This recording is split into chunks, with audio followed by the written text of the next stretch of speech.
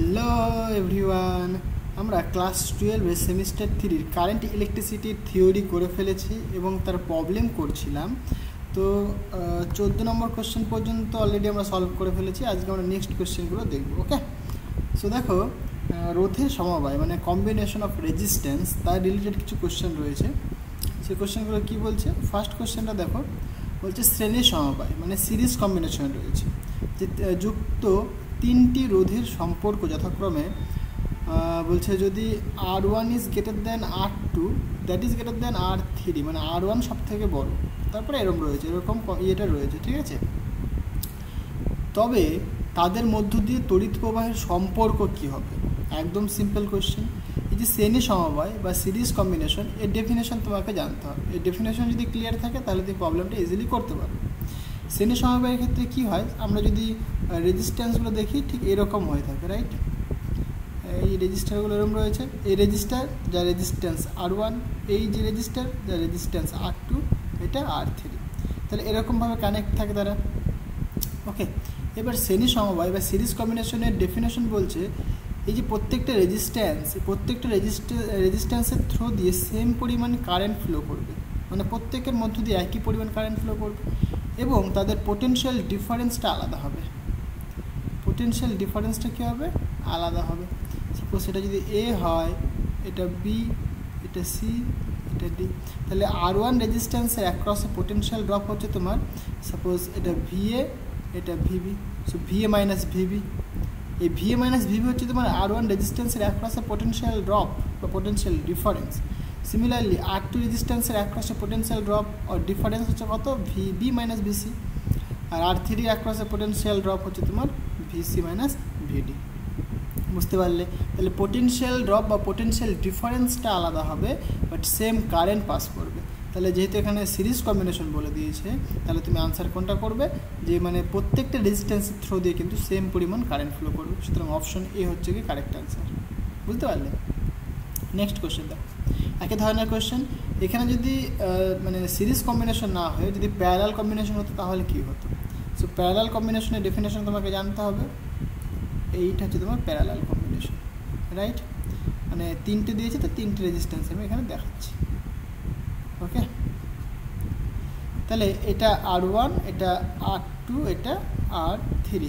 So parallel কম্বিনেশনের ক্ষেত্রে দেখো, আমরা সবাই জানি কি হয়, যে পোটেনশিয়াল ড্রপ আর পোটেনশিয়াল ডিফারেন্স প্রত্যেকটা রেজিস্ট্যান্সের অ্যাক্রসে সেম হয়ে থাকে। তাহলে এখানে একটা পয়েন্ট, এখানে একটা পয়েন্ট রয়েছে, সেটা এ পয়েন্ট, এটা বি পয়েন্ট। তাহলে এই যে এ পয়েন্ট আর বি পয়েন্ট, এ পয়েন্টের পোটেনশিয়াল VA, বি পয়েন্টের পোটেনশিয়াল VB। তাহলে প্রত্যেকটা রেজিস্ট্যান্সের অ্যাক্রসে পোটেনশিয়াল ড্রপ আর পোটেনশিয়াল ডিফারেন্স এটা কত? VA minus VB। তাহলে পোটেনশিয়াল ডিফারেন্সটা কি সেম হয়? প্যারালাল কম্বিনেশনের ক্ষেত্রে পোটেনশিয়াল ডিফারেন্সটা সেম হয়, বাট ডিফারেন্ট কারেন্ট পাস করে এর মধ্যে দিয়ে। সাপোজ I1, এর মধ্যে দিয়ে I2, এর মধ্যে দিয়ে I3। এবার তুমি বলতে পারো যে কার মধ্যে দিয়ে বেশি পরিমাণ কারেন্ট পাস করবে। দেখো পোটেনশিয়াল ড্রপ সেম, তাহলে তুমি রিলেশন জানো, ওহমের সূত্র জানো তোমরা, সেটা কি বলে? VA minus VB, potential difference that is equal to current into resistance. Okay, তাহলে কারেন্ট ইকুয়াল তুমি বলে পোটেনশিয়াল ডিফারেন্স, সেটাকে আমি V বলছি, সো V/R। এবার দেখো R এর মান যদি বাড়ে তাহলে তুমি ইজিলি বলবে যে I এর মান কমবে। তাহলে যার R বেশি তার I কম। তাহলে এই যেখানে R1 সব থেকে বড়ো, তাহলে I1টা কি সব থেকে কম হবে। তারপরে R2, তাহলে এখানে I2 লিখবে, এখানে I3 লিখবে। তাহলে অপশন কোনটা হচ্ছে তোমার? Option C. একদম সিম্পল জিনিস। তাহলে তুমি R1-এর জন্য তুমি লিখবে এরকম যে I1 ইকুয়াল টু V/R1। I2-র জন্য তুমি R2-র জন্য তুমি লিখবে I2 equal to V/R2। Similarly I3 equal to তুমি লিখবে V/R3। দেখো R1টা বড়, তাহলে I1টা ছোট হবে, আর 3টা তোমার ছোট, তাহলে I3টা তোমার বড় হবে। আমি তো সেরকমই কম্বিনেশন এখানে দেখিয়েছি। বুঝতে পারলে? তাহলে অপশন তোমার সি কারেক্ট হবে। ওকে, নেক্সট কোশ্চেন দেখো, বলছে 2 ভোল্ট তড়িৎচালক বলের একটি ব্যাটারির সঙ্গে 6 ওহম ও 3 ওহম রোধের একটি সমান্তরাল সমবায়কে যোগ করা হলো। ক্লিয়ার হয়েছে? বলছে 6 ওহম রোধটির মধ্য দিয়ে প্রবাহ কত হবে? একদম সিম্পল কোশ্চেন। ছবিটা দেখো। সো কোশ্চেন নাম্বার 17 এখান থেকে করি। ওকে, তাহলে এরকম দুটো রেজিস্টার রয়েছে, প্যারালাল কম্বিনেশন বলেছে না, দেখে নিচ্ছি, এবং এদেরকে একটা পোটেনশিয়াল দেওয়া হয়েছে, ব্যাটারি দিয়ে কানেক্ট করে দিয়েছো তুমি, এটা প্লাস এটা মাইনাস। তো ইলেকট্রোমোটিভ ফোর্স তোমাকে বলে দিয়েছে আই থিঙ্ক 2 ভোল্ট। দেখো যে ব্যাটারিটা দিয়েছে, ব্যাটারিটার সাপোজ ইন্টারনাল রেজিস্ট্যান্স বা অভ্যন্তরীণ রোধ 0, এটা তুমি কনসিডার করে নাও, বিকজ একটা আইডিয়াল ব্যাটারি যদি হয়, হ্যাঁ, তাহলে কি তার ইলেকট্রোমোটিভ মানে তার যে ইন্টারনাল রেজিস্ট্যান্স সেটা 0 হয়ে থাকে। তো এই যে ইলেকট্রোমোটিভ ফোর্স এটাই কিন্তু তোমার ভোল্টেজ হবে, কারণ এটা তোমরা রিলেশন জানো, V equal to E minus I into R হয়ে থাকে।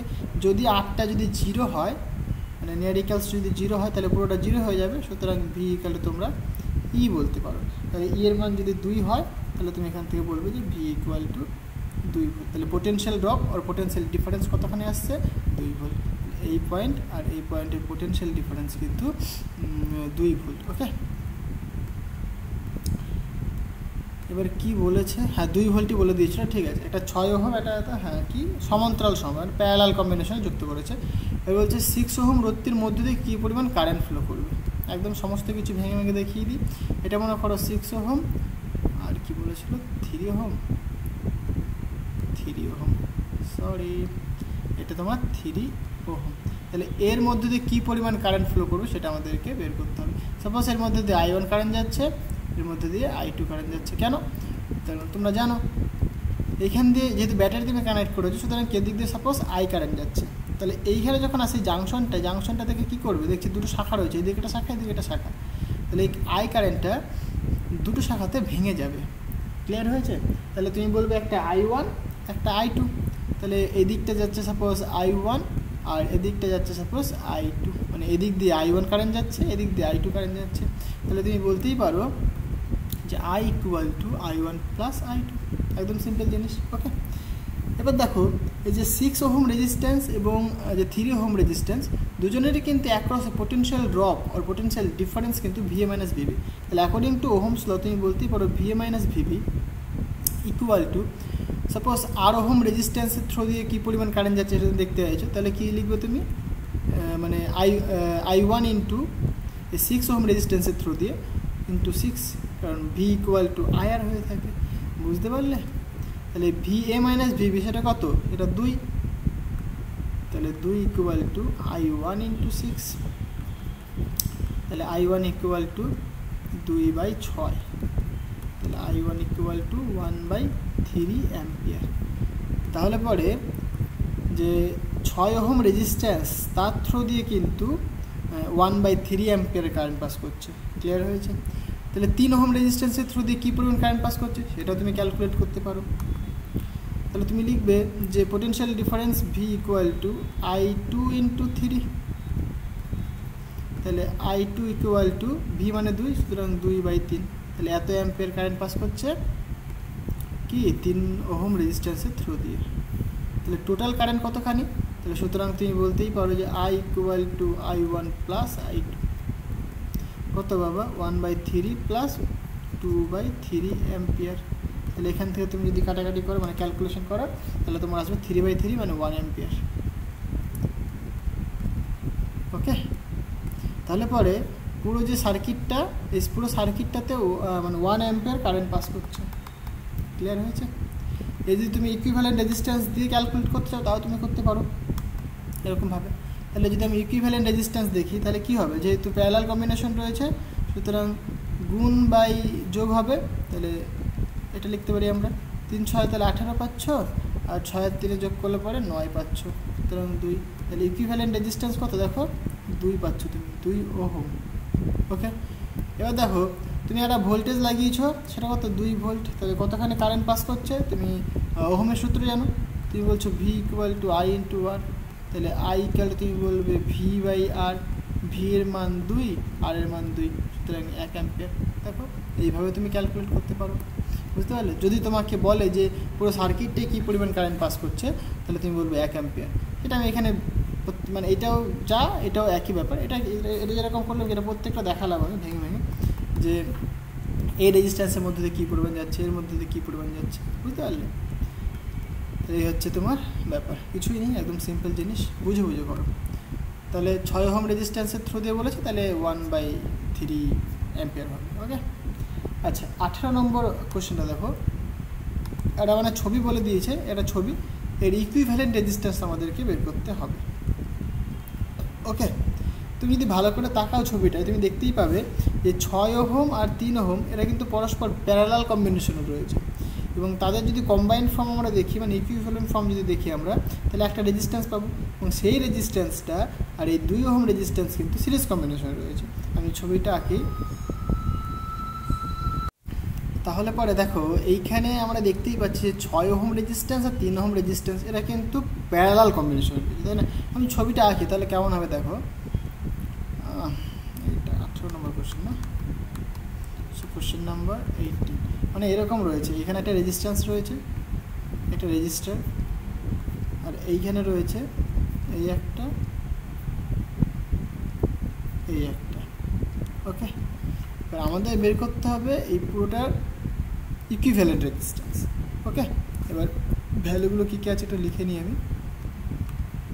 2 6 3, 2 6 3, এটা 2 6 3, ঠিক আছে, 2 ওহম 6 ওহম 3 ওহম।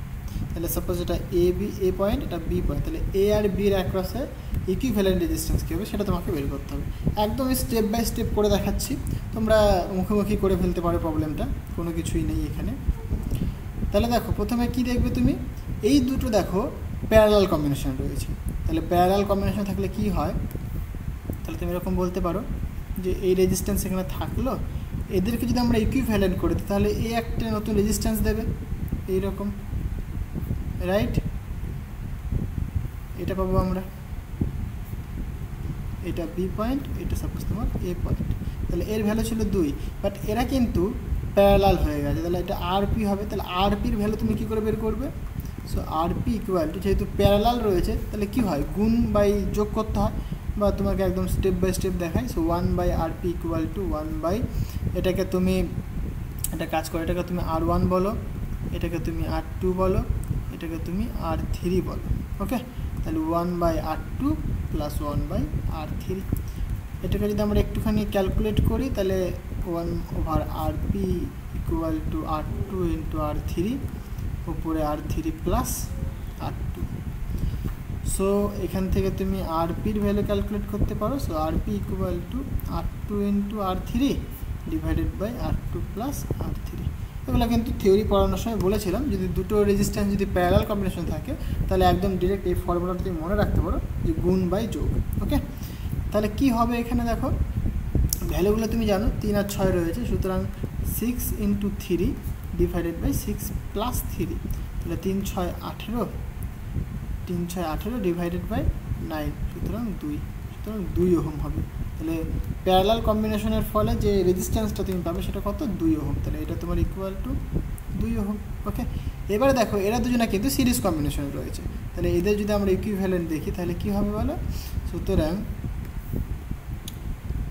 এদেরকে আমরা যদি ইকুইভ্যালেন্ট করে দিই তাহলে এটা হবে, এটা এ পয়েন্ট, বি পয়েন্ট, তাহলে এইটা তোমার ইকুইভ্যালেন্ট রেজিস্ট্যান্স। এটা কী হবে, যেহেতু সিরিজ কম্বিনেশন সুতরাং 2 প্লাস আরপি হবে। তাহলে আরপির ভ্যালু তুমি জানো, পুট করে দাও, একদম সিম্পল জিনিস, তাই না? তাহলে 2 প্লাস আরপি ভ্যালু 2, সুতরাং তোমার হয়ে গেল এখানে 2 2 মানে 4, সুতরাং 4 ওহম। তাহলে ইকুইভ্যালেন্ট রেজিস্ট্যান্স তোমার কত আসছে এখানে, 4 ওহম। বুঝতে পারলে, একদম কিছুই নেই, সিম্পল জিনিস। সো অপশন বি তোমার কারেক্ট অ্যান্সার। ওকে, 19 নম্বর কোয়েশ্চেনটা দেখো, একই রকম কোয়েশ্চেন, এটা ছবি বলে দিয়েছে। তাহলে এই ছবিটা তুমি দেখেই বুঝতে পারছো যে এই যে 4 নম্বর আর এই 4 নম্বর পরস্পর কিন্তু সিরিজ কম্বিনেশন রয়েছে। তাহলে সিরিজ যদি হয় তাহলে তাদের যোগ করে দাও, তাহলে এটা যোগ করে দিলে কি হবে, 8 হয়ে যাবে, সুতরাং 8 ওহম হয়ে যাবে, মানে সার্কিটটা ঠিক এরকম হয়ে যাবে, এই একটা থাকবে, এই একটা থাকবে। ওকে, তাহলে এটা 8 ওহম, এটা 2 ওহম। এরা আবার প্যারালাল কম্বিনেশনে রয়েছে, যদি প্যারালাল থাকে তাহলে কী করবে, তুমি গুণ করবে বাই যোগ করবে। তাহলে ওপরে কত, 8 2 16, 16/10, তাহলে 1.6।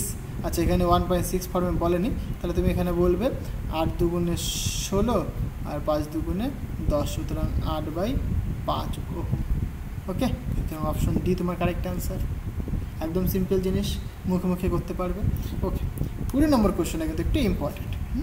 বুঝতে হবে এটা কি বলছে দেখো, বলছে একটা চিত্র এখানে বলে দিয়েছে, বলছে কোন উক্তিগুলি সঠিক। আচ্ছা, তাহলে এখানে বলেছে 3 ওহম রোধের প্রবাহ, মানে 3 ওহম রোধের মধ্য দিয়ে বলছে 0.50 অ্যাম্পিয়ার কারেন্ট ফ্লো করছে, মানে এটা 3 ওহম রেজিস্ট্যান্স, নাকি 3 ওহম রেজিস্ট্যান্সের থ্রু দিয়ে 0.25 অ্যাম্পিয়ার কারেন্ট ফ্লো করছে। দুটো অপশন দিয়েছে এখানে, 3 ওহমের থ্রু দিয়ে কী পরিমাণ কারেন্ট যাচ্ছে। আর বলেছে 4 ওহম রেজিস্ট্যান্সের থ্রু দিয়ে 0.50 অ্যাম্পিয়ার যাচ্ছে নাকি 0.20 অ্যাম্পিয়ার যাচ্ছে। তাহলে এটা আমরা একটুখানি করে দেখি। হ্যাঁ, আচ্ছা, তাহলে ছবিটা আমি আঁকি, একটুখানি বুঝে নাও, বুঝে বুঝে করো কোশ্চেনটা।